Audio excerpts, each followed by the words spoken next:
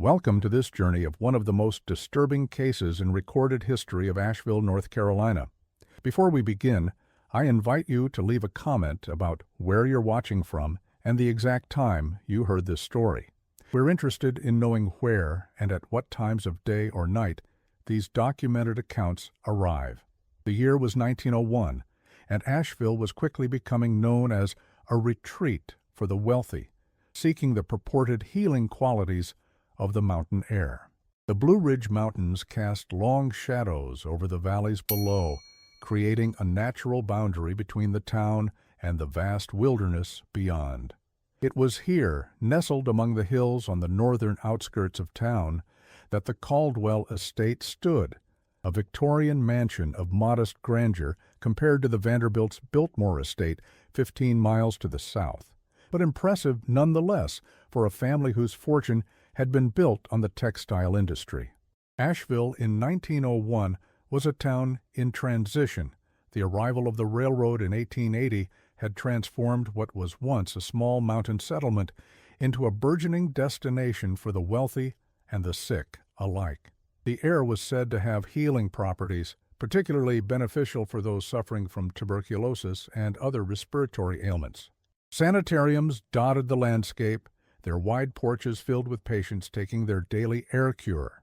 The Caldwell estate, positioned on a rise that caught both the morning and afternoon sun, represented the aspirations of a new class of residents, those who had come not for healing, but for the social cachet that Asheville was beginning to offer. On the evening of November 12, 1901, a peculiar silence fell over the Caldwell home. What makes this particular silence noteworthy is that it was remarked upon by three separate sources: the family's longtime housekeeper, Mrs. Eleanor Whitaker, a delivery boy from Harrison's General Store, and Dr. Samuel Pierce, who had come to check on the health of the family patriarch, Montgomery Caldwell. According to the Asheville Citizen newspaper's weekly society column, the Caldwells had been hosting regular dinner parties throughout that autumn, with guests often staying well past midnight. The newspaper described these gatherings as elegant affairs where the finest minds of Asheville society engage in stimulating discourse on matters both cultural and philosophical. The society editor, a Mrs. Henrietta Stafford, had herself attended one such dinner in late October and noted that Montgomery Caldwell possessed a host's gift for drawing out the most intriguing aspects of his guests' characters. But on this particular Tuesday evening, the house stood dark against the mountain backdrop with only a single light visible from the study window. The delivery boy reported hearing what he described as a clock ticking unnaturally loud when he approached the service entrance, before Mrs. Whitaker appeared white as chalk to accept the groceries, declining his offer to bring them inside, as was customary. In his statement recorded some weeks later, the boy, Timothy Harker, aged 16, recalled that Mrs. Whitaker's hands had been shaking so severely that he had been forced to place the packages directly on a small table by the door, fearing she would drop them.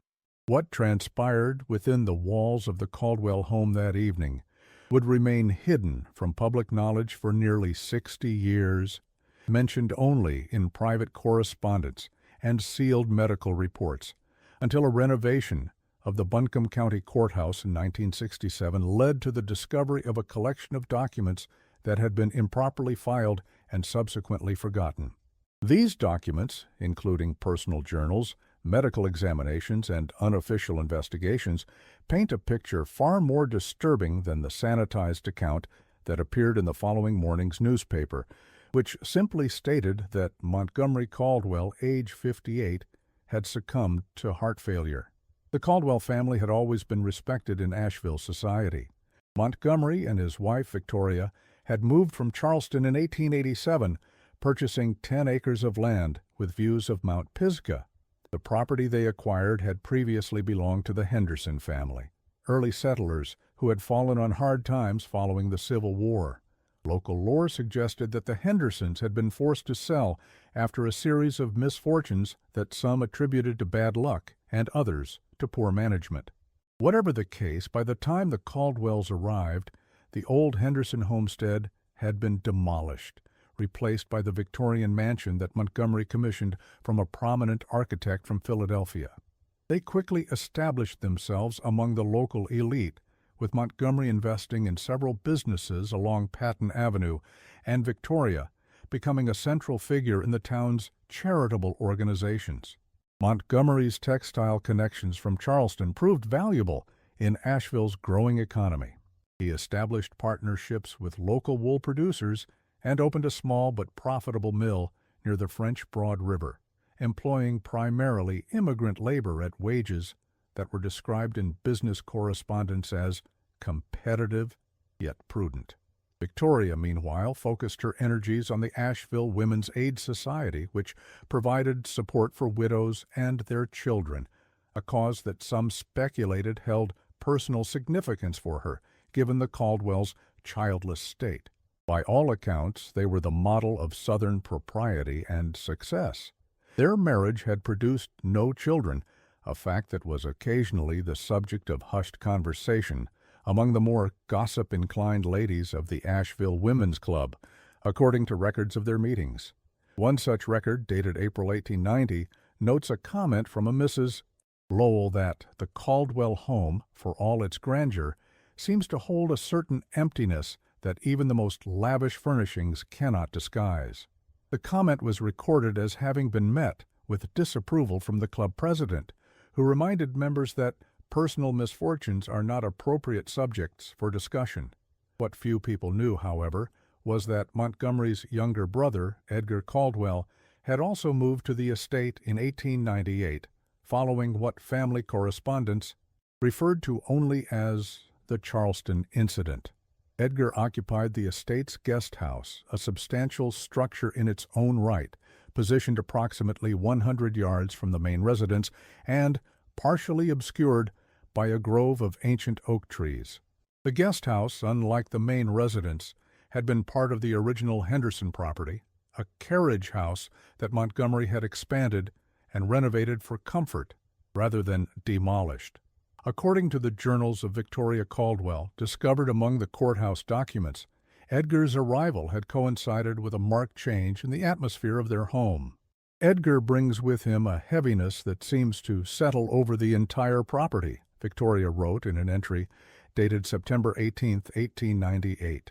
Montgomery insists it is our duty to provide him sanctuary, but I find myself taking longer walks toward town, simply to escape the sensation of being observed. Mrs. Whitaker has commented that the house feels different. The logical part of my mind dismisses such notions, and yet I cannot deny that something has changed. Victoria's journal entries from this period reveal a woman of considerable intelligence and perception, caught between social obligations and growing unease. She describes Edgar as a younger, sharper version of my husband, as if Montgomery's features had been redrawn with a more severe pen. Though Edgar was only 4 years younger than Montgomery, Victoria repeatedly refers to him as seeming of a different generation altogether. She notes his unusually acute hearing and habit of appearing in rooms without warning, traits that she found increasingly unsettling as the months passed. When they emerge, Montgomery appears drained, while Edgar seems somehow more substantial, as if he has absorbed something from my husband. She describes changes in Montgomery's behavior, a newfound hesitation in his speech, a reluctance to meet her eyes directly, and, most disturbingly, periods where he would stand perfectly still, staring at nothing, as if listening to a voice only he could hear. For the next 3 years, the Caldwell estate operated under what appeared to be a careful arrangement. Of particular concern to Victoria was Edgar's effect on Montgomery. They spent hours in the study with the door closed, she wrote in November 1898. Edgar rarely appeared in town, though delivery records from various Asheville merchants indicate regular purchases being sent to E. Caldwell at the estate address. These purchases, listed meticulously in ledgers from Harrison's General Store and Blackwell's bookshop, included unusual quantities of candles, specialized scientific journals from Europe, and in one notable instance, a set of surgical instruments from a medical supply company in Philadelphia, an order that raised questions among the store clerks but was fulfilled due to the Caldwell name. Montgomery continued his business and social engagements, though associates noted in private correspondence that he had become more reserved and prone to periods of distraction. A letter from James Woodfin, Montgomery's partner in the textile mill, to his brother in Richmond mentions a concerning incident during a business meeting in early 1900. Caldwell stopped mid-sentence and turned toward the window, as if he had heard someone call his name. He remained thus for nearly a minute, completely unresponsive to our questions. When he finally turned back, he seemed momentarily confused about where he was or who we were. He recovered quickly and made light of it, claiming a headache, but I confess it left me uneasy. Victoria maintained her social calendar, but began spending increasing amounts of time at their summer cottage near Black Mountain, 15 miles east of Asheville. This cottage, a modest structure compared to the main estate, had been purchased in the spring of 1899, ostensibly as a retreat from the summer heat. However, Victoria's correspondence with her sister in Richmond suggests another motivation. The cottage provides relief not from the climate, but from the atmosphere that now pervades our home. Montgomery insists I am imagining things, yet he himself seems changed in ways I struggle to articulate. There is a tension in the house, a sense of expectation, as if the very walls are waiting for something to occur. The situation might have continued indefinitely had it not been for the unusually cold autumn of 1901. According to meteorological records kept by the Asheville weather station, October and early November saw temperatures dropping well below seasonal averages, with the first frost occurring nearly 3 weeks earlier than expected. The local Farmer's Almanac described it as the coldest fall in 20 years, with many attributing the unseasonable weather to the recent eruption of Mount Pelée in Martinique, which had sent ash high into the atmosphere, affecting weather patterns across the hemisphere. It was this cold snap that brought Victoria back from Black Mountain earlier than planned, returning to the main house on November 10, 1901. Her arrival, according to Mrs. Whitaker's later statement, was unexpected. Montgomery had been informed she would remain at the cottage until Thanksgiving. Mrs. Whitaker described the reunion between husband and wife as strained, with an undercurrent I had never before witnessed between them. She noted that Montgomery seemed almost alarmed by Victoria's presence, while Victoria herself displayed a determination that bordered on defiance. According to the journal of Dr. Samuel Pierce, who had been the Caldwell's physician since their arrival in Asheville, he was summoned to the estate on the morning of November 11th to attend to Victoria, who was suffering from what he diagnosed as nervous exhaustion.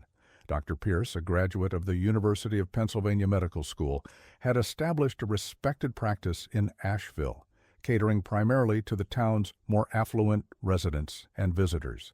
His journal, maintained meticulously throughout his career, provides some of the most objective documentation of the events surrounding the Caldwell tragedy. In his private notes, which were not included in his official medical records, but were found among his personal papers after his death in 1923, Dr. Pierce wrote, "Mrs. Caldwell presents with symptoms consistent with extended periods without proper rest. Her hands tremble slightly, and she startles at unexpected sounds. When questioned about her condition, she speaks in circles, returning repeatedly to concerns about changes in the house and noises from the walls. I have prescribed a tonic and recommended complete rest." Dr. Pierce's notes continue with observations about the atmosphere of the Caldwell home. There is an unusual stillness to the house that I have not noted on previous visits. The servants move with exaggerated care, as if fearful of making noise. Even Montgomery, typically a forthright and commanding presence, speaks in hushed tones. Most curious was his insistence that I examine Victoria in the morning room rather than in their bedroom, as would be customary, claiming that the upper floors are too cold for comfort. Yet the morning room fire had not been lit, and I found it considerably less comfortable than the central hallway. That same evening, according to a statement later given by Mrs. Whitaker to a private investigator hired by Victoria's sister, a document that was never filed officially but was included in the courthouse materials, Montgomery Caldwell and his brother Edgar engaged in a heated discussion in Montgomery's study. Mrs. Whitaker, who had been employed by the Caldwell since their arrival in Asheville, was described by those who knew her as a woman of careful observation and discretion. Whitaker reported that while she could not hear the specific words exchanged, the tone was unlike any disagreement the brothers had previously engaged in. She had been dusting in the hallway outside the study when the voices began to rise, and though she did not intentionally listen, certain phrases were clear enough to be understood.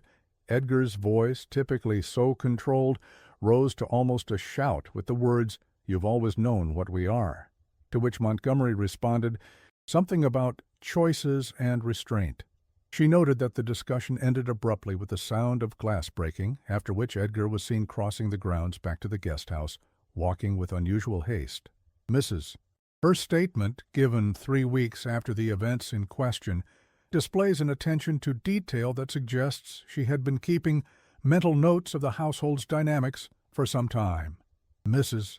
Whitaker's statement includes the observation that as Edgar passed by a stand of trees near the property's edge, the birds which had been singing fell suddenly silent, as if a shadow had passed over them.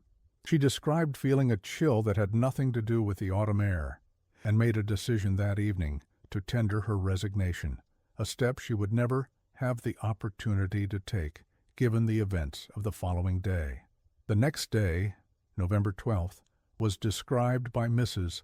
Whitaker as proceeding with an unnatural quiet. Victoria remained in her bedroom, still recovering from her exhaustion. Montgomery spent the morning in his study with the door locked, emerging only briefly to instruct Mrs. Whitaker that he would not be requiring lunch. Edgar did not appear at the main house at all, though smoke was visible from the guest house chimney throughout the day. It was, by all accounts, a day of waiting, though for what, no one seemed able to articulate. The Asheville Citizen's weather report for November 12, 1901, notes that the day was clear and cold, with an unusual stillness to the air that local observers attribute to a high-pressure system moving down from the north. The report goes on to mention that several citizens have commented on the clarity with which sounds carry today, with conversations being audible at distances that would normally render them inaudible. This atmospheric peculiarity was mentioned by multiple witnesses who were in the vicinity of the Caldwell estate that day, all of whom reported an unsettling quietness that made even normal household activities seem somehow intrusive. Timothy Harker, the delivery boy, later told the sheriff that as he approached the estate that afternoon, the crunch of gravel under my bicycle wheels seemed to echo back from the trees, as if the whole property was holding its breath and listening. He described seeing movement at one of the upstairs windows, just a shifting of the curtain as if someone had been watching and stepped back, but could not identify who might have been observing his approach. As evening approached, Dr. Pierce arrived for his scheduled follow-up visit with Victoria. According to his notes, he found her condition improved, but was concerned by her insistence that something terrible is about to happen.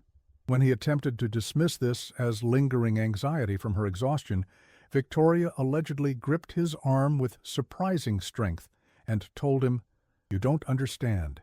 He's found something in the records, something about Charleston." Dr. Pierce's detailed account of this exchange reveals Victoria's state of mind. Mrs. Caldwell displayed none of the lethargy typically associated with the tonic I had prescribed. Rather, she seemed animated by an urgent need to communicate. She spoke in rushed whispers, glancing frequently at the closed bedroom door as if fearful of being overheard. "There is a pattern," she told me. "Montgomery has been researching the family history, going back generations. What he's found has changed him. He watches Edgar constantly now, and Edgar knows it." When Dr. Pierce suggested that perhaps both brothers were simply under strain due to business concerns, Victoria reportedly laughed, a sound entirely devoid of humor, as he described it. "This has nothing to do with business, doctor," she said. "This is about blood and inheritance. Montgomery believes that Edgar has manifested something, a family trait that Montgomery himself has spent his life suppressing. A hunger, he called it, a need that cannot be satisfied through normal means." Dr. Pierce's notes indicate that he then sought out Montgomery to discuss his wife's continued distress, finding him in his study surrounded by papers and old leather-bound ledgers. The doctor described Montgomery as unusually pale and noted that his hand showed a pronounced tremor. The study itself was described in unusual detail for a medical practitioner's notes. The typically immaculate space was in disarray. Books had been removed from shelves and left open on every available surface. The walls, normally adorned with hunting scenes and family portraits, had been partially cleared, revealing faded patches in the wallpaper where something had been recently removed. Most notable was a large family tree diagram spread across the desk, with certain names circled in red ink and connected by lines that followed no genealogical pattern I could discern. When questioned about his own health, Montgomery dismissed the doctor's concerns and instead asked a peculiar question. "Do you believe, doctor, that a man can inherit more than just physical characteristics from his bloodline?" Before Dr. Pierce could respond, according to his account, a sound from somewhere in the house, described only as a thud, as if something heavy had been displaced, caused Montgomery to stand abruptly. "You should leave now, doctor," he reportedly said. "Family matters require my attention." As Dr. Pierce gathered his medical bag, he noticed a revolver partially concealed beneath papers on the desk, an item he had never before seen in Montgomery's possession and which caused him sufficient concern that he considered remaining, despite being dismissed. However, Montgomery's increasingly agitated insistence on his departure left the doctor with little choice but to comply. Dr. Pierce departed shortly thereafter, noting in his journal that as he walked to his carriage, he observed Edgar Caldwell approaching the main house from the direction of the guest house. He moved with purpose, the doctor wrote, and carried what appeared to be a small wooden box under his arm. The doctor described pausing by his carriage to observe Edgar's approach. Though the distance between us was considerable, I had the distinct impression that he was aware of my gaze. Without breaking his stride or turning his head, he raised his free hand in a gesture that might have been a greeting but felt more like a dismissal. I found myself compelled to depart with unusual haste. What transpired after the doctor's departure has been pieced together from multiple sources, none entirely reliable on their own, but which together form a coherent, if disturbing, narrative. Mrs. Whitaker, who had retired to her quarters in a separate wing of the house, reported hearing raised voices, followed by a period of silence so complete it seemed the house itself was holding its breath. She described the silence as heavier than any noise could be, as if the air had thickened, making even the act of breathing seem intrusive. According to Mrs. Whitaker's statement, this silence was eventually broken by the sound of footsteps moving throughout the house, first on the ground floor, then ascending the stairs, then moving from room to room above. She noted that the footsteps had a distinctive quality. They were measured, deliberate, as if whoever was walking was searching for something specific. They would pause for several minutes in each location before moving on. Most disturbing was the certainty I felt that there was only one person moving, yet the footsteps sometimes seemed to come from different parts of the house simultaneously.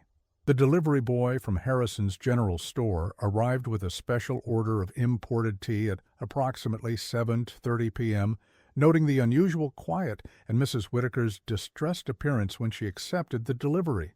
Timothy Harker's statement describes Mrs. Whitaker as trembling so badly she could scarcely sign for the package.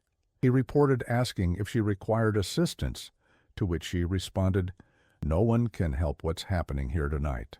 She then pressed a coin into his hand and urged him to return to town with all haste and speak to no one of what you've seen or heard. Timothy further reported that as he was mounting his bicycle to leave, he heard what sounded like a woman weeping from somewhere inside the house, though it was so faint I might have imagined it. More disturbing was his description of the house itself as he departed. The windows seemed darker than they should have been, as if the house was swallowing the light of my bicycle lamp rather than reflecting it. And though I know it to be impossible, I could have sworn I saw movement behind every pane of glass, as if someone was standing at each window watching me go. At 9:45 p.m., according to a report later filed by night watchman Thomas Bellamy, a single gunshot was heard from the direction of the Caldwell estate. His report includes the observation that the sound carried with unusual clarity through the night air, followed by what might have been a cry, though distance made it impossible to determine its nature. Bellamy's patrol took him closer to the Caldwell property approximately 20 minutes later, at which point he noted that the house stood completely dark, without even the usual lamp burning in the front hall window. He described feeling a reluctance to approach closer without cause, attributing this to the lateness of the hour and respect for the privacy of the household. In retrospect, this decision would trouble the night watchman deeply in the weeks that followed. Bellamy, who patrolled the northern neighborhoods of Asheville, made note of the disturbance but did not investigate immediately, as hunting at night, though uncommon, was not entirely unheard of in the more rural areas outside town limits. It was not until the following morning, when Mrs. Whitaker failed to find either Montgomery or Victoria for breakfast, that authorities were alerted. According to her statement, Mrs. Whitaker had spent a night of peculiar dreams in which the walls of my room seemed to pulse with a slow, rhythmic movement, as if the house were breathing.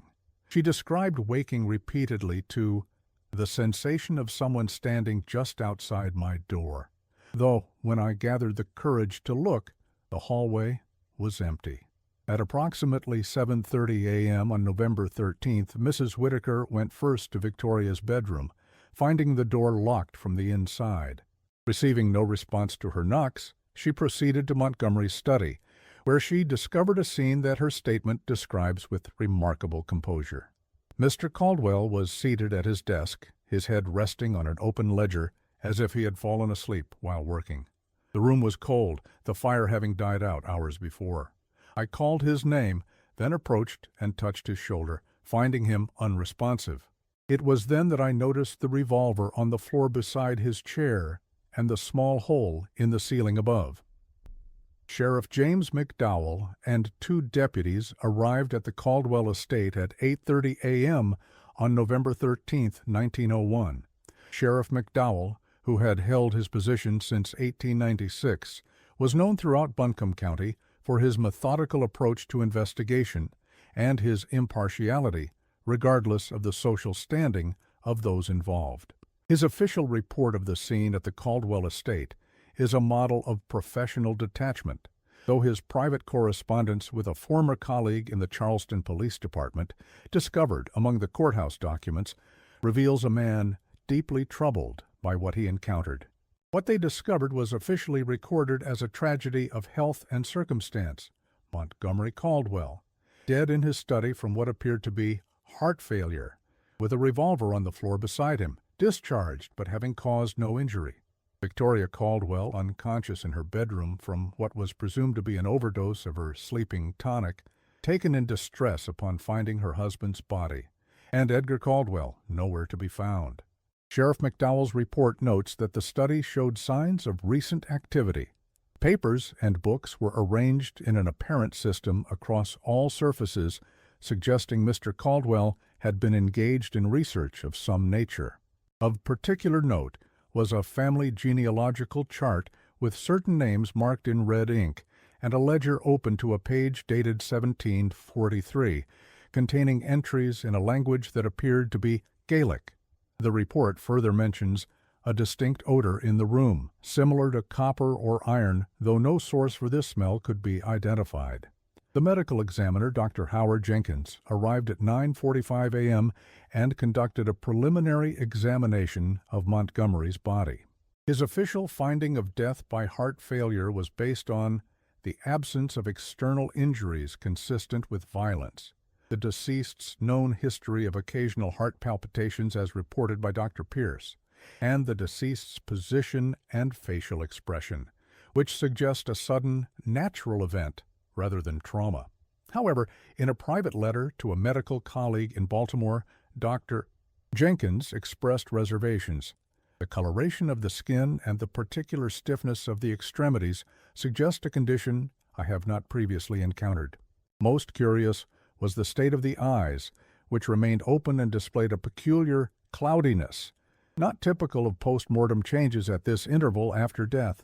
The official account published in the Asheville Citizen stated that Montgomery had suffered a fatal heart episode, possibly triggered by a perceived intruder that had caused him to retrieve his firearm. The discharged bullet was found embedded in the study ceiling, suggesting it had been fired in a moment of physical distress. Victoria was transported to St. Joseph's Hospital, where she remained under sedation for several weeks. Edgar's absence was not mentioned. The newspaper account, written by editor Thomas Walland, presents a sanitized version that aligns with the official findings, while omitting several troubling details.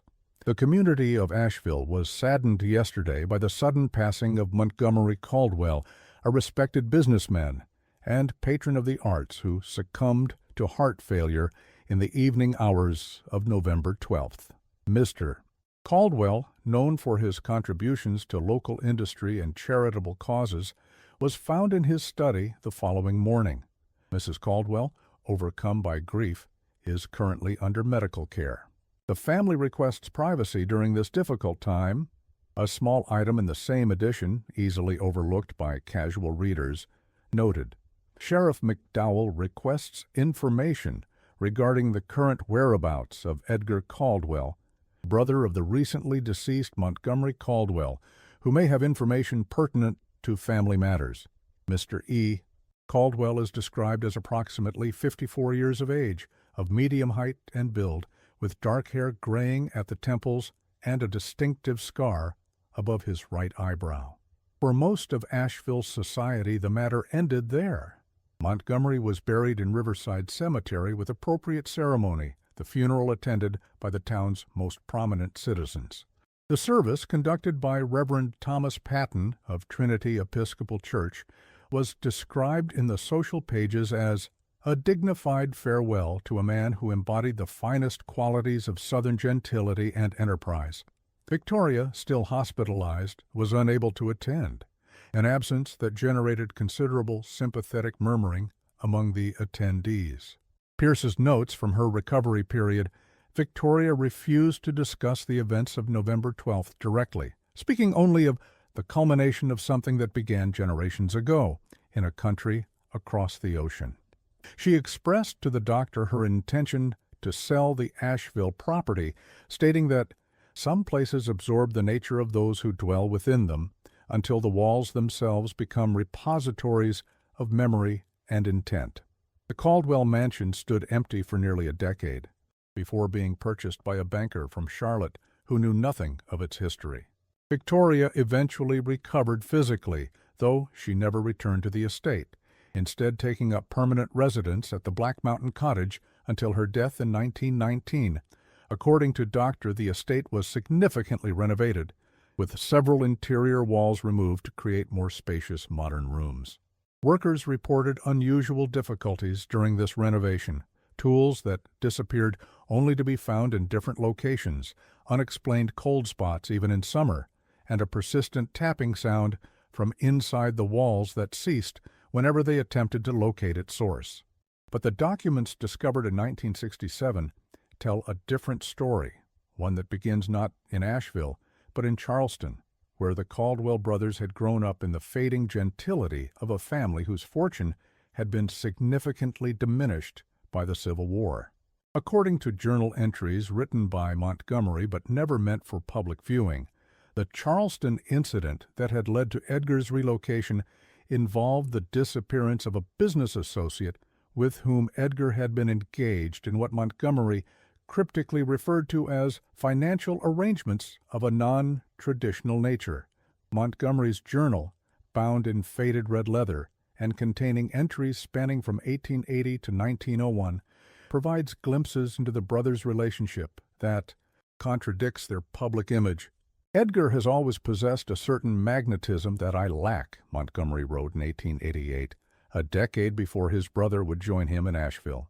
Even as children, he could persuade others to follow his suggestions, often against their better judgment. Mother called it his gift of persuasion. Father, in his more candid moments, referred to it as the family shadow. Entries from the 1890s reveal Montgomery's growing concern about his brother's activities in Charleston. Another letter today from Edgar, requesting funds to settle what he describes as a minor misunderstanding with associates. This marks the third such request in 18 months. The amounts grow larger, the explanations more vague. I fear what lies beneath these misunderstandings, and later. Rumors have reached me even here in Asheville. They speak of Edgar's name mentioned in connection with the disappearance of a young man, an immigrant dock worker who had been asking questions about missing cargo. I have written to Edgar demanding an explanation. More disturbing are the references to what Montgomery called the family affliction, a condition he described only in the vaguest terms, but which he feared had manifested in his younger brother. Father spoke of it only once, Montgomery wrote in 1899, on his deathbed, when he extracted from me a promise to watch over Edgar should certain symptoms appear. I did not understand then what he meant by the coldness that creeps into the eyes, or the fascination with pain that begins as curiosity, but grows into necessity. I fear I now recognize these signs. A particularly revealing entry from early 1901 describes Montgomery's growing obsession with his family's history. I have begun researching the Caldwell lineage with greater purpose, seeking patterns that might explain what I observe in Edgar, and, increasingly, sense within myself. The family records are incomplete, with curious gaps precisely where I most need clarity. Why are there no details about Great-Uncle William's prolonged illness in 1832? Why was grandfather's brother Thomas removed from all family photographs after 1851, though he lived until 1863? What is the meaning of the recurring symbol in the margins of the family Bible, a small spiral that appears beside certain names but not others? Victoria's journals from the same period contain increasingly worried observations about changes in her husband's behavior following Edgar's arrival. "Montgomery spends hours locked in the study with those old family records," she wrote in the summer of 1901. "When he emerges, he seems distracted, troubled. Last night I woke to find him standing at our bedroom window, staring out toward the guest house. When I spoke his name, he did not respond for nearly a minute, and when he finally turned, his expression was one I had never seen before, not my husband's face at all, but that of a stranger wearing his features." In an entry dated just 1 month before the fatal night, Victoria described finding Montgomery in the study, surrounded by books on medical abnormalities and hereditary conditions. "He did not hear me enter, so intent was he on the text before him. I glimpsed diagrams of the human brain, with certain areas highlighted and annotated in Montgomery's hand. When he finally noticed my presence, he closed the book with uncharacteristic haste and asked why I had not announced myself. I did, I told him, twice. He seemed genuinely surprised, claiming he had heard nothing. Later, I returned to find the book, but it was gone from the study. When I inquired about it at dinner, Montgomery claimed to have no recollection of such a volume. The most revealing document, however, is a letter written by Montgomery himself on November 12, 1901, the very day of his death, addressed to his attorney in Charleston, but never sent. In it, he outlines discoveries he had made concerning his family's history, tracing back to incidents in Scotland before their immigration to America in the 1780s. The letter, written in a hand that grows increasingly unsteady toward its conclusion, begins with unusual directness. Harold, what I am about to relate must be held in strictest confidence, to be acted upon only in the event of my death under circumstances that might be deemed suspicious. I have uncovered aspects of the Caldwell lineage that explain much about our family's peculiar history, the periodic nervous conditions that have afflicted certain members of each generation, always males, always manifesting in the 5th decade of life. The letter references hereditary tendencies and bloodline abnormalities that had manifested in certain male members of each generation. Montgomery expressed a growing conviction that both he and Edgar carried this taint, though it had remained dormant in him while emerging fully in his brother. The records suggest a pattern dating back to Edinburgh, circa 1743, when our ancestor Malcolm Caldwell was accused of certain unspeakable acts against 3 associates who had threatened to expose financial improprieties. The accusations were never proven, as Malcolm fled Scotland before authorities could detain him. What is documented, however, is the peculiar testimony of Malcolm's wife, who described changes in her husband's behavior in the months preceding these events, his growing detachment, his hours spent in solitary contemplation, and most disturbingly, his claim that he could hear the thoughts of others when in their presence. The letter continues with similar accounts through successive generations. A great-grandfather who became reclusive after allegedly causing the death of a business rival through means that left no mark yet proved undeniably fatal. A great-uncle who maintained what was described only as a room of specific purpose in his basement, discovered after his death in 1832, and Montgomery's own father, who in his final years spoke of sensations he could no longer control, an awareness of others that went beyond observation into something more invasive, more consumptive. I can no longer maintain the fiction that Edgar came to Asheville merely to recover from financial setbacks, Montgomery wrote. The truth, which I have denied even to myself, is that his presence here has been a form of controlled exile, an arrangement made with certain officials in Charleston who agreed to forego formal investigation in exchange for Edgar's permanent departure from the city. I believed I could manage the situation, that proximity would allow me to guide my brother toward restraint and recovery. I was wrong.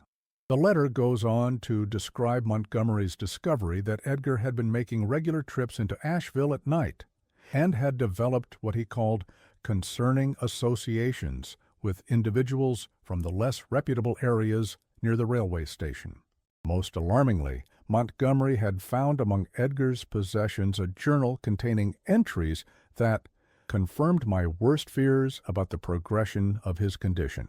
The journal, according to Montgomery's letter, contained detailed observations of various Asheville residents, their habits, their routines, their apparent vulnerabilities, described with a clinical detachment that Montgomery found chilling in its precision. More disturbing were Edgar's descriptions of what he termed the feeding, moments when he would position himself near these individuals in public spaces and experience what he described as the drawing in of their essence, a sustenance more fulfilling than any physical nourishment. Edgar's writings suggest he believes he can absorb aspects of others through proximity and concentration, Montgomery wrote. He describes sensations of tasting their thoughts and drinking their fears, followed by periods of heightened vitality that corresponds with reports of these same individuals experiencing sudden exhaustion, confusion, or in 3 documented cases, unexplained collapses requiring medical intervention. The letter expressed Montgomery's growing concern not only for the community, but for his wife. Edgar has begun to watch Victoria with an interest that I recognize all too well from his journal descriptions. Twice now I have found him near her rooms at unusual hours, offering implausible explanations for his presence. Victoria herself has complained of feeling unusually tired after even brief interactions with my brother, describing sensations of cold and momentary disorientation. I fear what may happen should I fail to intervene. Most troubling to Montgomery was his own experience. I must confess, Harold, to a development I can scarcely bring myself to acknowledge. In recent weeks, I have begun to experience sensations not unlike those Edgar describes, moments of unusual clarity regarding others, as if their thoughts were sounds I could hear. Yesterday, while meeting with Woodfin about the mill expansion, I knew what he would say before the words left his mouth. I found myself completing his sentences in my mind, word for word, as if I were reading from a script. The experience left me shaken, not least because I recognized it from my father's descriptions of his early symptoms. Tonight I must confront him, the letter concludes. I have secured Victoria's safety with a stronger dose of her tonic than she realizes, and have arranged for her sister to come from Richmond should anything happen to me. I do not expect violence. Edgar has always been calculating rather than impulsive, but I cannot predict how he will respond when he realizes I have discovered the extent of his activities. The revolver is a precaution I hope not to need. The letter ends abruptly, with a final line added in a noticeably shakier hand. He knows. God help me, I can feel him at the edges of my mind, even as I write these words. The box he carries, I must see what it contains. If you are reading this, Harold, burn the contents of the locked cabinet in my study without examining them. Some knowledge is too dangerous to preserve. What actually transpired in the study of the Caldwell home that night cannot be known with certainty. The physical evidence, as recorded by Sheriff McDowell, indicates that Montgomery was seated at his desk when he died, with no signs of struggle or violence beyond the single discharged bullet in the ceiling. The cause of death was officially recorded as heart failure, though Dr. Pierce noted privately that certain aspects of the body's condition seemed inconsistent with typical cardiac events. Dr. Pierce's unofficial notes, shared only with Dr. Jenkins and discovered among the latter's papers, mention several anomalies. The facial expression suggests not pain, but profound shock. The eyes remained open in a manner suggesting sudden death. Yet there is a peculiar desiccation of the tissues that I would expect to see only after several days, not hours. Most curious is the condition of the hands, which display a degree of contraction inconsistent with typical rigor mortis at this stage.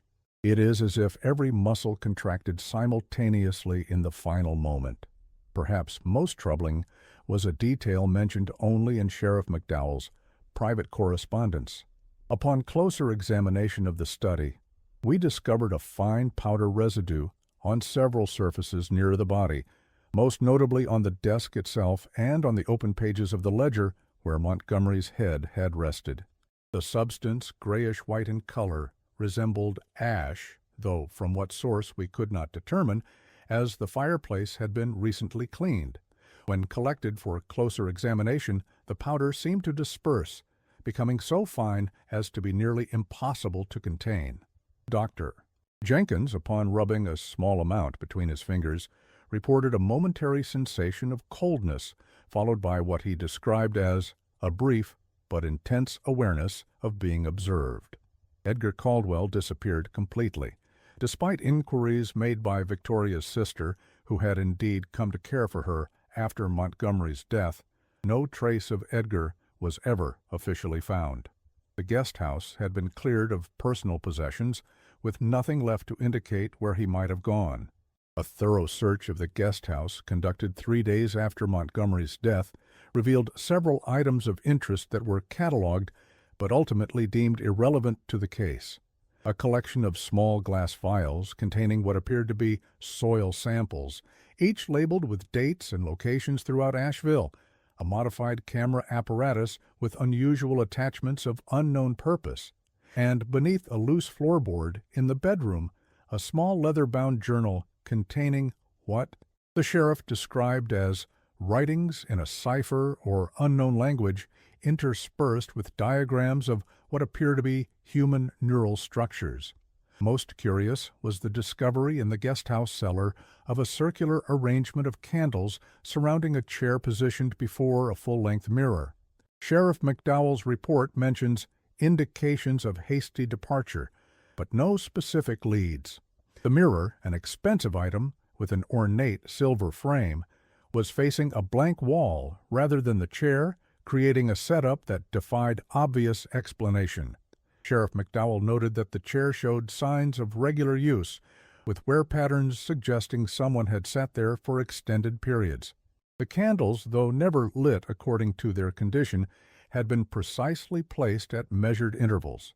However, among the courthouse documents was a curious report filed by a station master at the Southern Railway Depot, noting that on the night of November 12th, a man matching Edgar's description had boarded the southbound train to Atlanta, carrying a single traveling case and a small wooden box.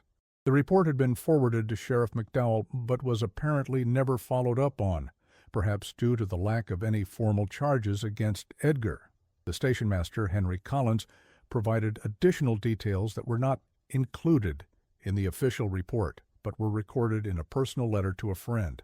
The gentleman in question purchased his ticket just minutes before the train's departure, paying with a gold coin rather than paper currency.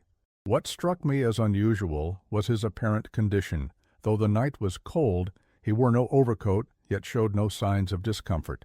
His manner was composed, even pleasant, but something in his gaze caused me to avoid direct eye contact. When I handed him his ticket, our fingers brushed momentarily, and I experienced a curious sensation, as if something had passed between us, leaving me momentarily lightheaded. After his departure, I discovered a small mark on my hand where our skin had touched, a reddish spot that resembled a mild burn, though I had felt no heat in the moment of contact.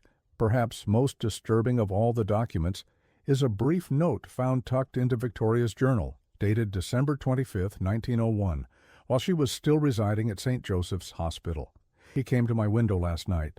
I know it is impossible. My room is on the 3rd floor, yet I am certain I saw Edgar's face looking in. His expression was one of concern, almost tenderness. Before I could call for the nurse, he was gone. Dr. Pierce insists it was a hallucination brought on by my condition, but I know what I saw. More troubling still is what Edgar whispered before disappearing. It wasn't me he feared, Victoria. It was himself.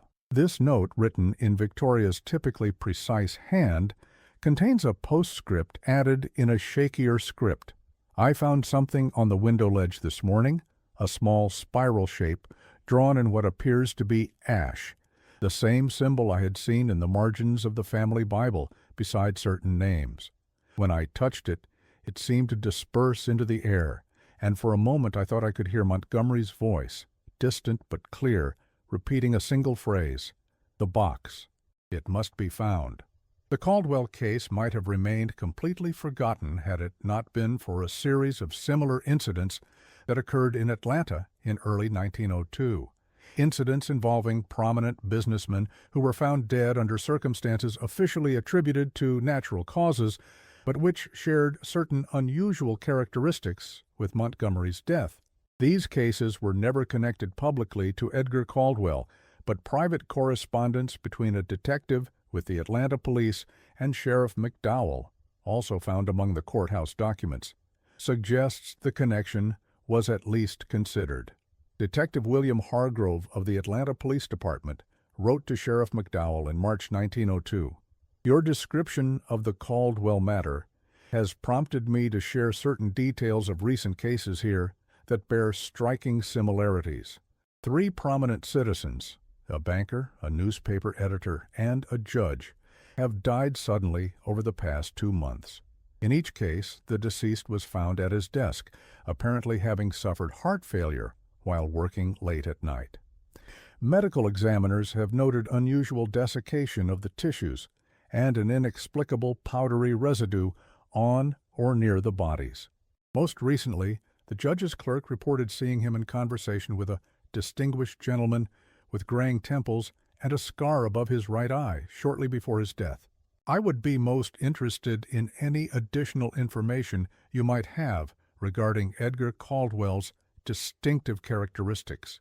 Sheriff McDowell's response, preserved as a draft in his personal papers, suggests a man struggling between professional duty and personal unease. I hesitate to draw conclusions that might lead us into realms beyond rational investigation, Yet the parallels you describe cannot be dismissed as mere coincidence. I must advise, however, that my own inquiries into Edgar Caldwell's background have revealed patterns that defy conventional explanation.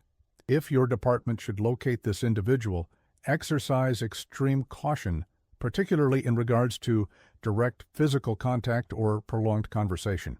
I have forwarded a photograph of Edgar Caldwell under separate cover, though I must note that the image is curiously blurred, despite multiple attempts by the photographer to capture a clear likeness. The Atlanta cases ceased abruptly in April 1902, coinciding with reports from the Port Authority of a man matching Edgar's description, boarding a vessel bound for Argentina. Detective Hargrove's final letter to Sheriff McDowell notes, "Our mutual person of interest appears to have departed. The sailing records indicate passage was booked under the name Malcolm Caldwell, a curious choice if it is indeed the same individual. I cannot help but feel a sense of relief at this development, though I am troubled by what this may mean for those at his destination." The final document in the collection is perhaps the most enigmatic. A letter addressed to Victoria Caldwell at her Black Mountain residence, postmarked from Buenos Aires, Argentina, in 1905. The letter contains no signature, but the handwriting bears a striking resemblance to that of Edgar Caldwell. It reads in its entirety, "The box contained family records dating to Edinburgh, 1743. Montgomery found the same pattern I did. The difference between us was that he recognized it in himself too late. I carry the box with me always now, as a reminder of what sleeps in our blood. You were right to leave the house." Some places absorb the nature of those who dwell within them until the very walls seem to breathe with inherited purpose. A chemical analysis of the paper, conducted as part of the 1967 examination of the documents, noted the presence of an unusual mineral composition in the fibers, containing traces of elements not typically found in paper manufacturing of the period. The analyst further noted that handling the letter produced a mild but persistent tingling sensation in the fingertips, similar to the effect of mild electrical current. Victoria never remarried, living quietly in the Black Mountain cottage until her death from pneumonia in 1919. Her will, filed with the Buncombe County Court, contained specific instructions regarding the Asheville estate, which she had never sold despite her refusal to return there. The property shall be offered at a price significantly below market value, with the stipulation that the new owner undertake substantial renovations, particularly to the study and the adjacent library, where walls should be removed to create a single, open space. The guest house is to be demolished completely, and the ground where it stood should be planted with native trees, preferably oak or pine, to restore the natural aspect of the land. These stipulations were largely ignored by her executor, who simply sold the property to the highest bidder, the aforementioned banker from Charlotte, without disclosing Victoria's wishes. However, as if guided by some unseen influence, the new owner did indeed undertake exactly the renovations Victoria had specified, combining the study and library into a single large room that became the centerpiece of the renovated mansion. The Caldwell mansion changed hands several times throughout the 20th century. In 1937, the owner at that time, a Mr. Lawrence Pittman, engaged in extensive renovations, during which workers discovered a concealed space between the walls of the study and the adjacent library, a narrow corridor that, according to the contractor's notes, appeared to have been accessed regularly based on wear patterns on the floor. Nothing was found within this space except for a single item, a small key of unusual design that matched no lock in the house. The key, described as made of a dark metal with a complicated bit pattern and a handle shaped like a spiral, was kept by Mr. Pittman as a curiosity. After his death in 1951, the key passed to his daughter, who later donated it to the Asheville Historical Society along with a written account of its discovery. The curator who received the donation, a Miss Eleanor Blackwood, reported a curious incident upon first handling the key. For a brief moment I experienced a vivid mental image of a small wooden box with brass fittings accompanied by an overwhelming sense of dread. The sensation passed quickly, but left me with a lingering unease that I found difficult to articulate. In 1952, during further modernization of the property, the concealed corridor was sealed permanently. The worker who performed this task later reported to the Asheville Historical Society that as he closed up the final access point, he experienced an overwhelming sensation of relief, as if the house itself had been holding its breath for decades and could finally exhale. The worker, a Mr. Joseph Tanner, who had no knowledge of the property's history, added an observation that he admitted sounds foolish to say aloud. As I placed the last brick, I could have sworn I heard a sound from within the wall, not a physical noise, but something I felt rather than heard. It was like a sigh, followed by what seemed like distant voices engaged in intense conversation. One voice sounded angry, the other resigned. Then silence, deep and permanent. Today, the Caldwell estate still stands, though the property has been subdivided, with modern homes built where the guest house once stood. The main house operates as an upscale bed and breakfast, marketed for its historic architecture and mountain views. Its connection to the events of November 1901 has been largely forgotten, mentioned only briefly in obscure histories of the area. The current owners, who purchased the property in 2003, have reported occasional electrical disturbances, lights that dim without explanation, appliances that activate themselves, and in one particularly unusual incident, a television that displayed only static arranged in what appeared to be a spiral pattern for several minutes before returning to normal function. An electrician found no explanation for these occurrences, suggesting that the home's combination of original wiring and modern upgrades might be creating unusual interactions. Occasionally, guests report unusual experiences, unexplained cold spots, the sensation of being watched, or dreams of standing in a study watching as a man writes frantically by lamplight. The current owners attribute these stories to the power of suggestion and the natural creaks and settling of an old house.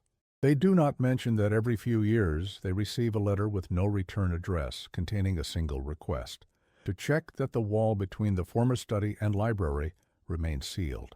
These letters, always written on paper of unusual quality and texture, arrive with postmarks from different locations around the world: Buenos Aires in 2005, Edinburgh in 2010, Charleston in 2015, and most recently, Atlanta in 2020. The handwriting on each envelope is identical, an elegant old-fashioned script that graphologists have suggested belongs to someone of advanced age but steady hand. The owners have complied with these strange requests, more out of curiosity than concern, finding each time that the renovated room remains structurally unchanged. What they do not know, what no one currently alive knows, is that behind the sealed wall, in a space too narrow to appear on any architectural plans, rests a small wooden box with brass fittings. The box, constructed in Edinburgh in 1743, contains a journal written in a cipher that combines Gaelic symbols with a private notation system developed by Malcolm Caldwell. The journal details the discovery of what Malcolm called the art of consumption, a technique for absorbing the vital essence of others through concentrated observation and proximity, leaving the subject diminished, while the practitioner is temporarily enhanced. According to fragments of the journal that Montgomery had managed to translate, as referenced in his unsent letter to his attorney, the practice began as a means of gaining advantage in business negotiations, but evolved into something Malcolm described as a hunger that, once awakened, cannot be easily subdued. The journal chronicles Malcolm's growing dependence on the practice, his increasing skill at selecting vulnerable subjects, and his development of a technique to store small portions of the absorbed essence in specially prepared vessels, creating what he called reserves for times when suitable subjects were unavailable. In a final disturbing note, Montgomery wrote, "Malcolm's last entry suggests he had discovered something even more significant, a means of perpetuating his consciousness beyond physical death through the distribution of these reserves.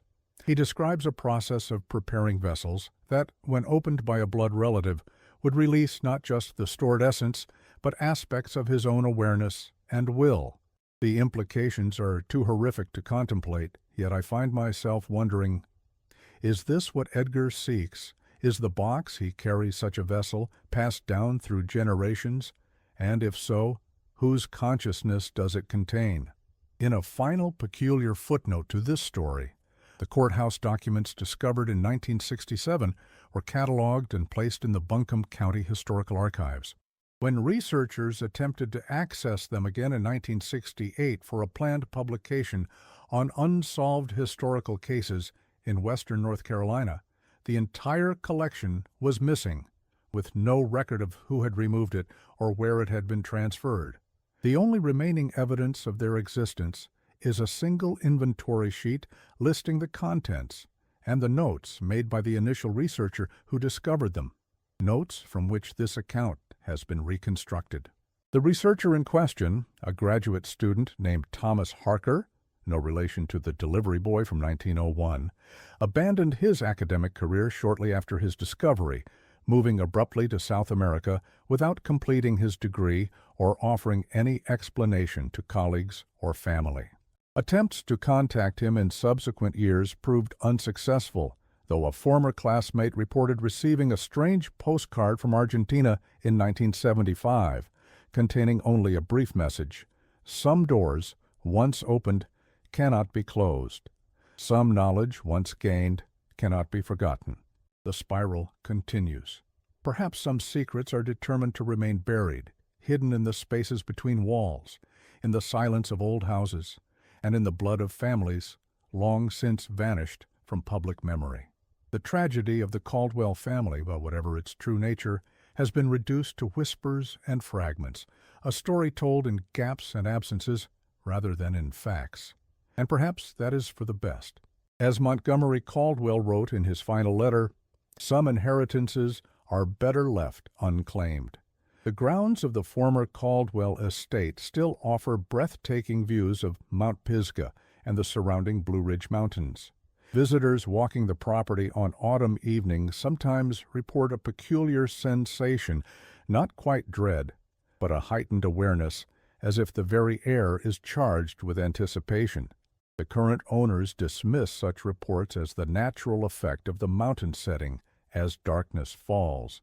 But those familiar with the property's history might wonder if something else is at work, if perhaps the land itself remembers what transpired there in November of 1901 and waits patiently for the return of something long absent.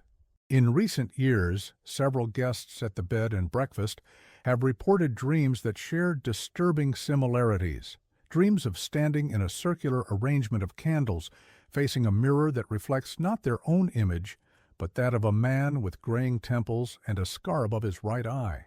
In these dreams, the man smiles and reaches out, as if to touch the dreamer through the glass.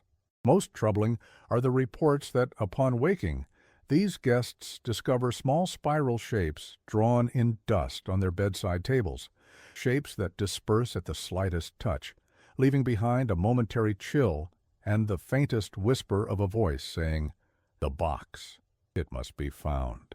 To this day, in certain circles in Asheville, there persists an unspoken tradition. Caldwell is a name one does not mention after sunset. Not out of any superstitious fear, most would insist, but out of respect for a tragedy best forgotten. And yet, the occasional visitor to Riverside Cemetery who pauses at Montgomery Caldwell's grave might notice something unusual. The stone bears only his name and the years of his birth and death, with no epitaph, no mention of his status or accomplishments. And sometimes, though the cemetery grounds are meticulously maintained, visitors report finding a single item placed upon the grave, a small, antique key, of unusual design, that matches no known lock. The key never remains long. By the following day, it is always gone, taken, cemetery staff assume, by the same unknown person who places it there. They do not know that no human hand removes the key, nor that each disappearance coincides with the arrival of another letter to the current owners of the Caldwell estate, each letter containing the same request: to check that the wall remains sealed. For walls, like bloodlines, contain things best left undisturbed, and some hungers, once awakened, never truly die. They merely wait, patient and persistent, for the opportunity to feed again.